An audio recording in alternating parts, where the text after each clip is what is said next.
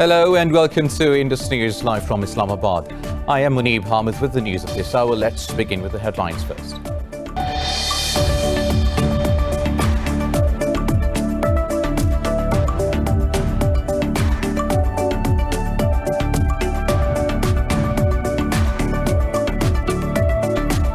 In Brazil, 1,311 more people have died from COVID-19, increasing the tally to over 84,000.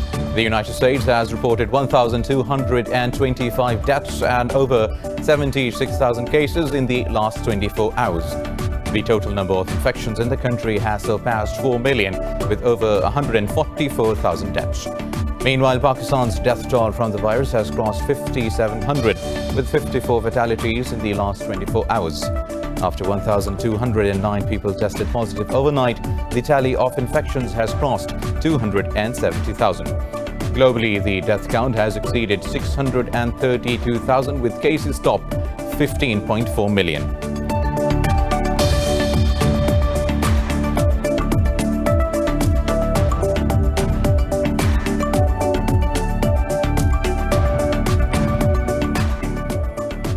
China has told the US to close its consulate in Chengdu City in the country's southwestern Sichuan province.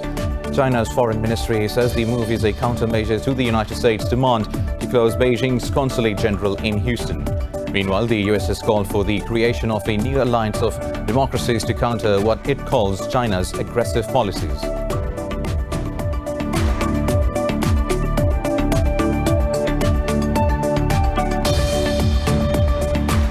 Ukraine's Deputy Foreign Minister Yevgeny Yanin says illegal interference led to the Ukrainian Airlines plane crash in Iran. Yanin said Kiev was expecting an Iranian delegation to visit Ukraine next week for talks. Earlier, Canada shared black box transcripts of the plane shot down by Taiwan on January 8, killing all 176 people on board.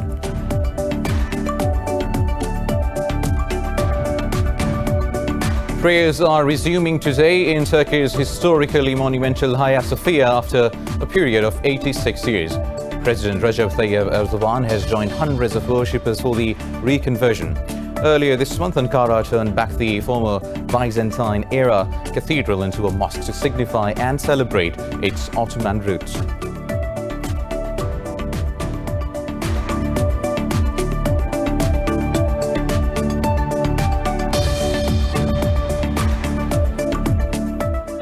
And in football, holders Juventus have lost by 2-1 to Udinese at Friuli Stadium as they missed a chance to clinch a 9th straight Italian league title. The Old Lady have won one of their past 5 games but just needed one win from their 3 remaining games to secure the title.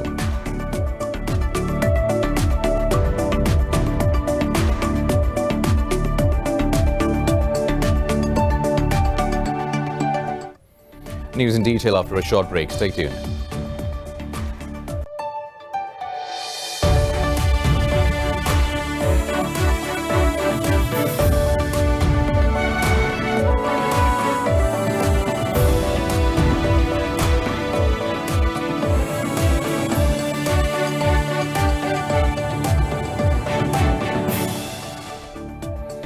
In Brazil, 1,311 more people have died from COVID-19, increasing the tally to over 84,000.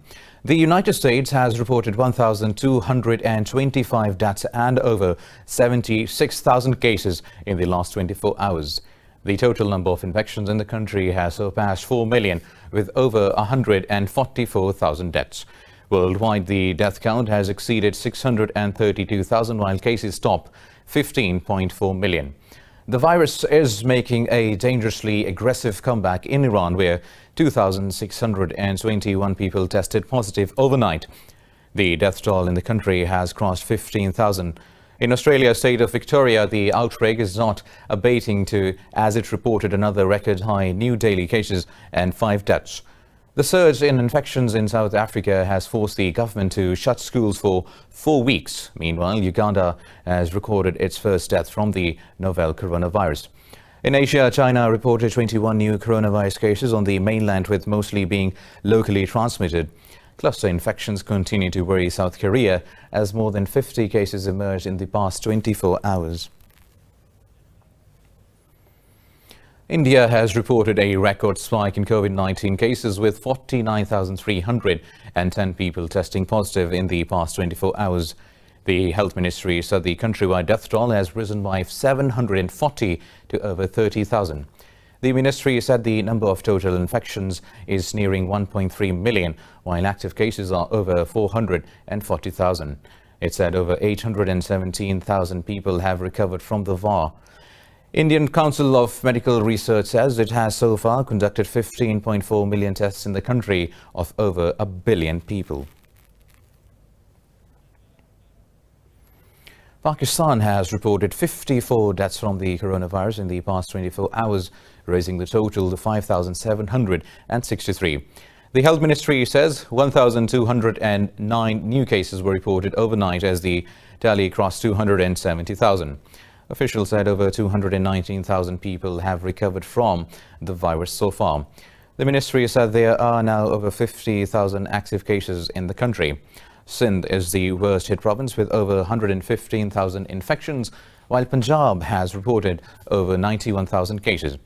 In the Khyber Pakhtunkhwa province, the tally of infected is nearly 33,000, while there are over 11,000 cases in Balochistan.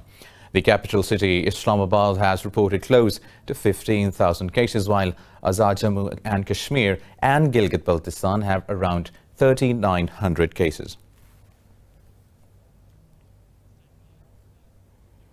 Pakistan and China have agreed to deepen economic cooperation as the two sides held the second round of bilateral political consultations.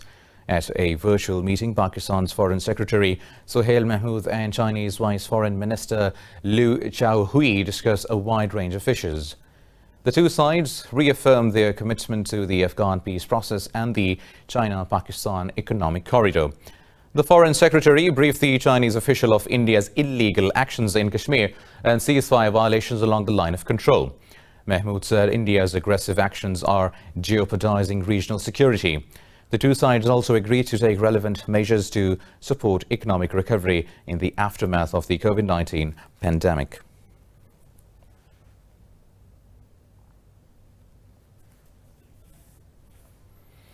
Meanwhile, Afghanistan's acting Foreign Minister Hanif Atmar says Kabul will never allow its territory to be used to hurt any other country, including Pakistan. Addressing an event via video link, Atmar said terror groups also pose a threat to Pakistan and the fallout from terrorism has affected all countries in the region. He said the Taliban should seek power through ballots and not bullets. The acting Afghan Foreign Minister has also proposed a referendum in the country to decide its future. Atmar said that the outcome of the intra-Afghan dialogue process will be submitted to the UN Security Council.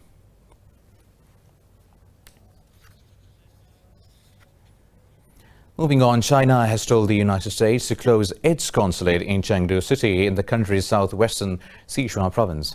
China's foreign ministry says the move is a countermeasure to the United States' demand to close Beijing's consulate general in Houston.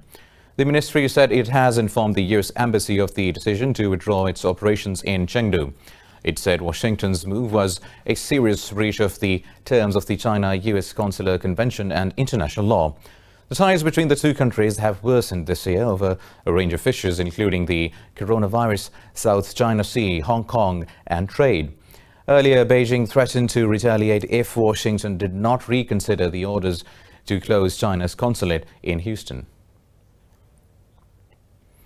Now, Beijing has slammed United States Secretary of State Mike Pompeo's remarks calling for the formation of a global anti-China alliance.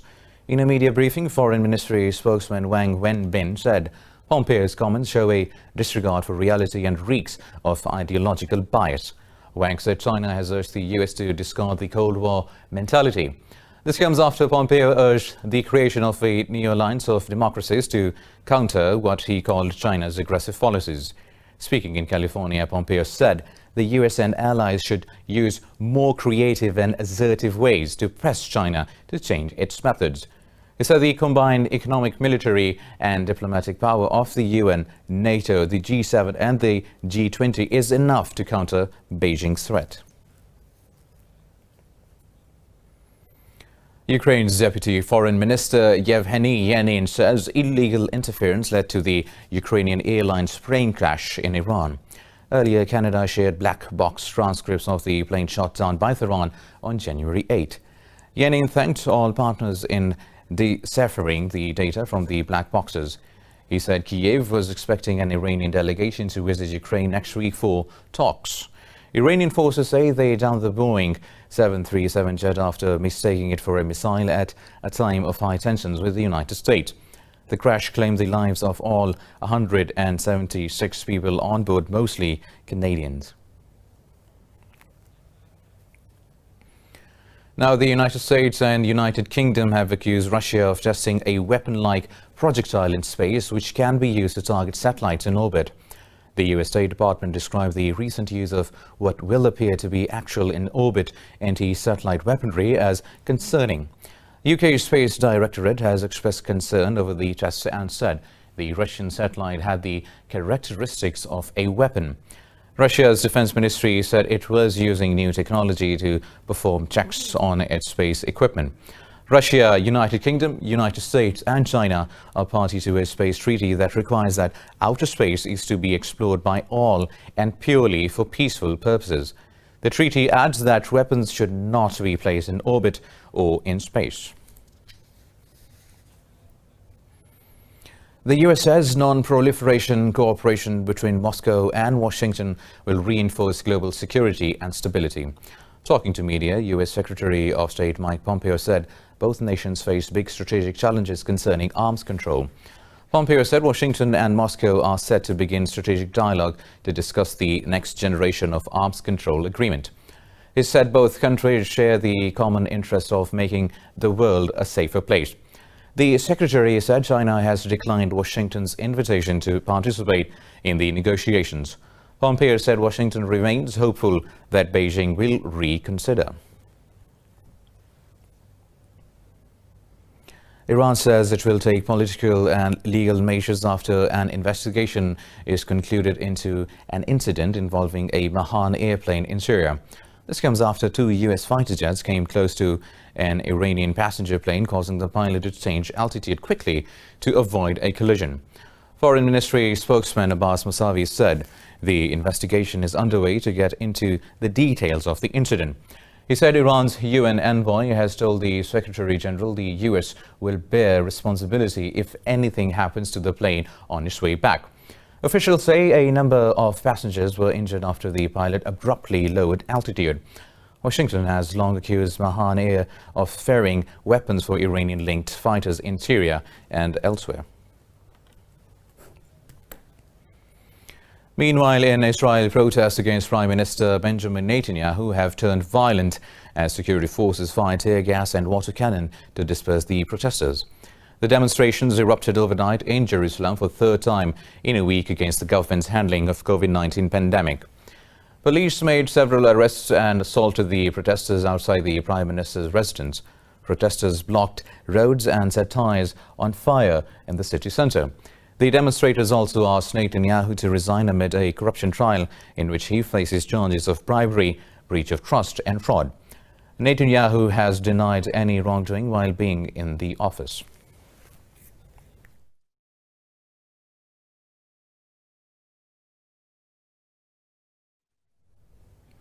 Iraqi forces have freed German activist Hala Mewis, who was kidnapped in Baghdad on Monday. In a statement, the Iraqi military announced the development without elaborating the details. Mewis was abducted near her office on the Abu Nuwa Street in the evening hours. No group has yet claimed responsibility for the kidnapping. Mewis is an activist and also the head of the culture department of German Goethe Institute in Baghdad.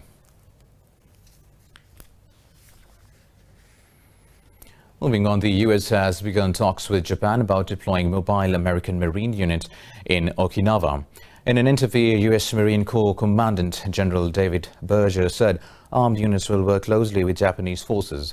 The commandant said the deployment will prevent any potential adversary from taking the next move. Earlier in March, Berger published Force Design 2030, plan to trim aircraft numbers, dump most cannon artillery and cut heavy armor. This comes as Washington have accused Beijing of using the coronavirus pandemic to further territorial claims in the South China Sea. Beijing insists its intentions in the region are peaceful and has accused Washington of trying to drive a wedge between countries in Asia. More news coming up after a short break. Stay tuned.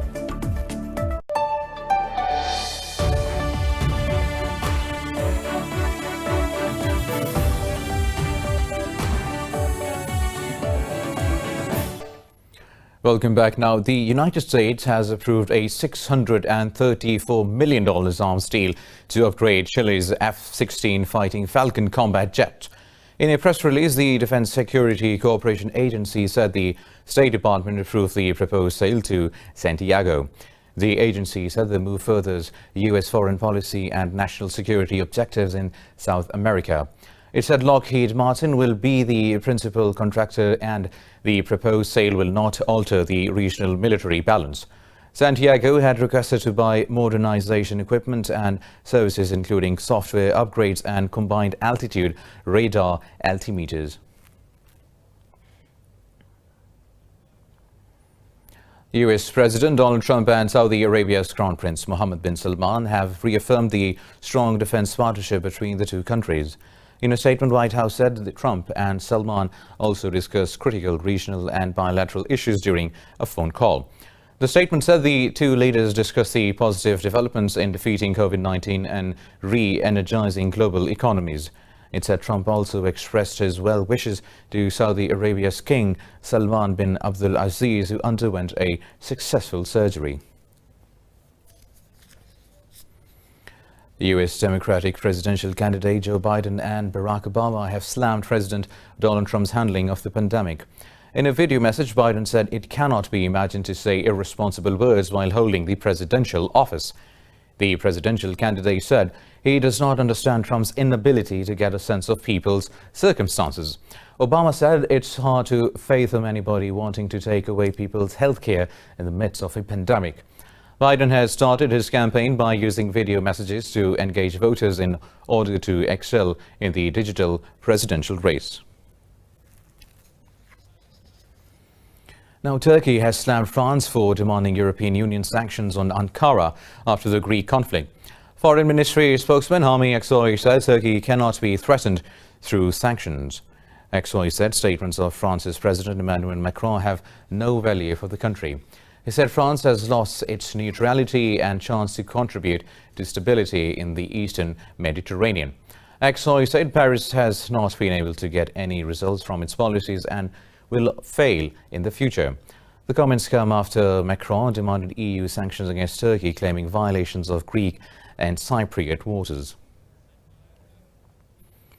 The UN Security Council has approved a request by the Libyan government of national accord to hold a session of the Sanctions Committee. Libya's envoy to the UN, Tahir al-Sani, said the session will be held at the end of July over violations of the arms embargo. The request comes as part of the GNA efforts to uncover countries that have provided support to militias. The Security Council imposed an open-ended embargo on Libya in 2011 to stop supplies of arms and military equipment to and from the country.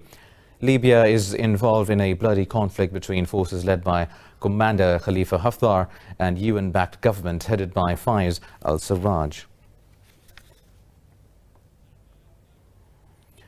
In South Sudan, thousands of families have fled their homes in the troubled Jonglei region due to an outbreak of violence following months of peace. The United Nations mission in South Sudan says armed groups attacked the village of Likwangole. The UN said some 6,000 people have sought sanctuary next to a UN base in Paibo town. It said tensions remain high in Paibo with the prospects of many more families seeking protection. The mission called on parties to immediately stop fighting and pull back and return to their home areas. The UN said external actors need to stop deliberately stoking the conflict for the sake of local communities. Now over to Thailand, where hundreds of protesters gathered near the Bangkok to demand the government's resignation and the dissolution of the parliament. A network of student groups joined the anti-government forces under the Free Youth Movement in Pathum Thani province. Protesters said Prime Minister Prayuth Chan-o-cha's government has made no plans for the future of youth. Thai youths from different groups plan to hold gatherings in Bangkok and several other provinces throughout the week. Last year's election, the court has dissolved the second largest opposition party, giving the ruling coalition firmer control in parliament.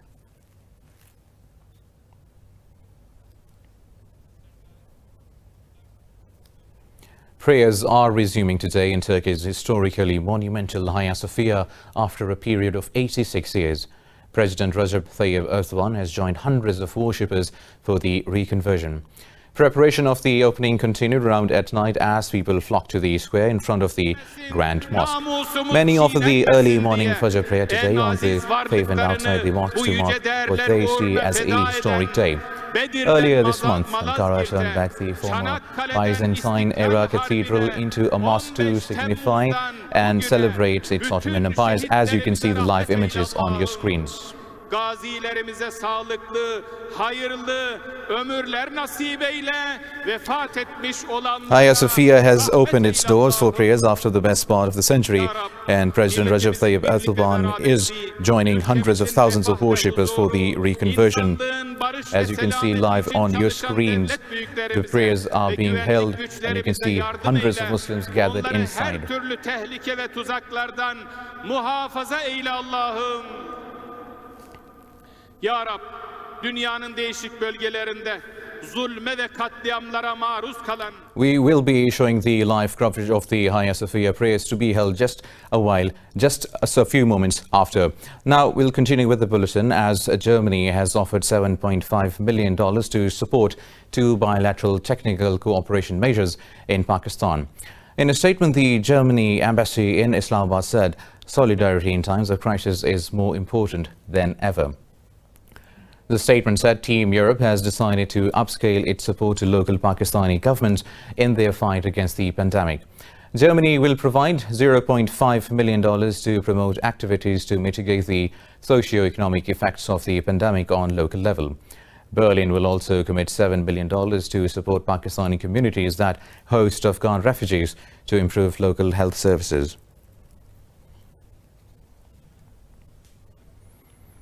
Mediation efforts by 5 West African presidents in Mali have ended without a deal over the country's deepening political crisis. Presidents of Ghana, Ivory Coast, Niger and Nigeria and Senegal held talks all day to break the political deadlock in Mali.